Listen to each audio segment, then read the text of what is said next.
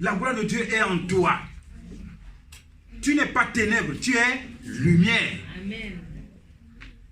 Il dit, vous êtes la lumière du monde. Vous devez éclairer toute personne. Maintenant, si tu rentres dans un endroit, tu es aussi obscur que où tu es rentré. Franchement. Il y a la mer se trouve encore à Cherbourg. Tu vas te laver à la mer là-bas. Amen. Non. Parce que c'est encore notre baptême pour toi. Puisqu'on prévoit un baptême à Cherbourg l'année prochaine. Cette année d'ailleurs. Amen. Il faut aller enlever ça. C'est que vraiment tu t'es pas bien baptisé, il y a quelque chose qui ne va pas. Amen. Non. Non, franchement. Mais si ton amour n'attire pas au travail, ton amour n'attire pas dans le quartier, ton amour n'attire pas même... Attends.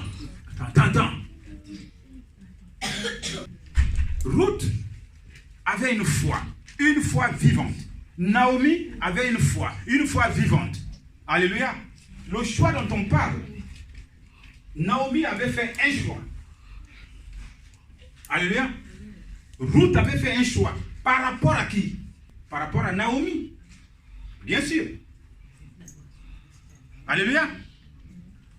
Ruth a fait un choix par rapport au comportement de Naomi. Amen. Parce qu'elle a dit, dans le livre de Ruth, chapitre 1, verset 1 à 16, « Ton Dieu sera mon Dieu. » Attends, quand elle dit que le Dieu de Naomi sera son Dieu, ça veut dire quoi?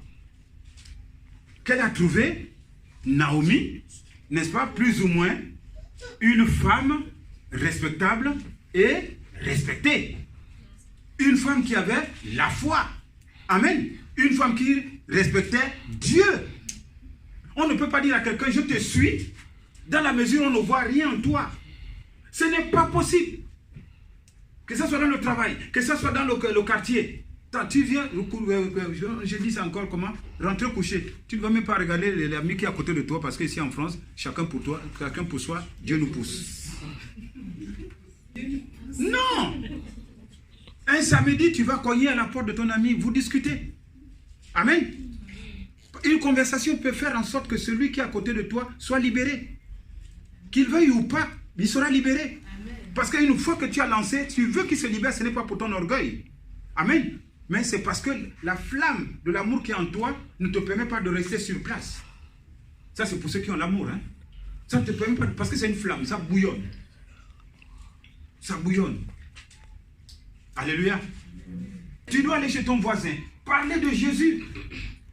Si seulement si tu es sauvé. Si le royaume de Dieu est venu vers toi, tu peux le faire. Mais tant que le royaume de Dieu n'est pas venu vers toi, il faut chercher le royaume de Dieu. Il faut le chercher ardemment pour que tu sois sauvé demain.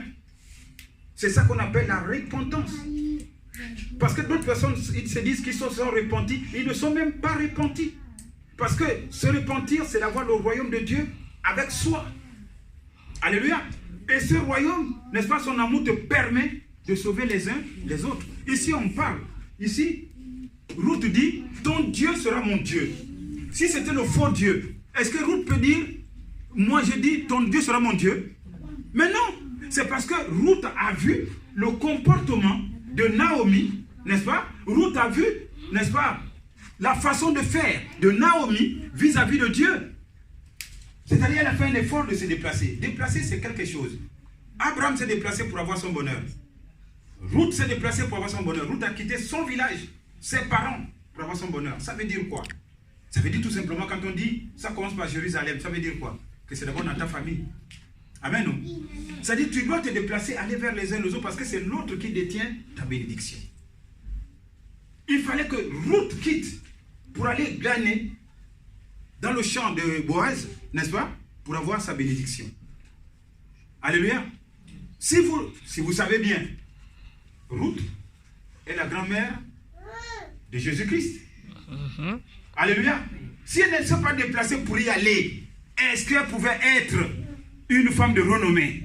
Et si Naomi n'avait pas la foi en Jésus-Christ, la foi en Dieu, alléluia, est-ce qu'elle pouvait amener Ruth pour ce bonheur? Ce qui veut dire tout simplement, oh my God,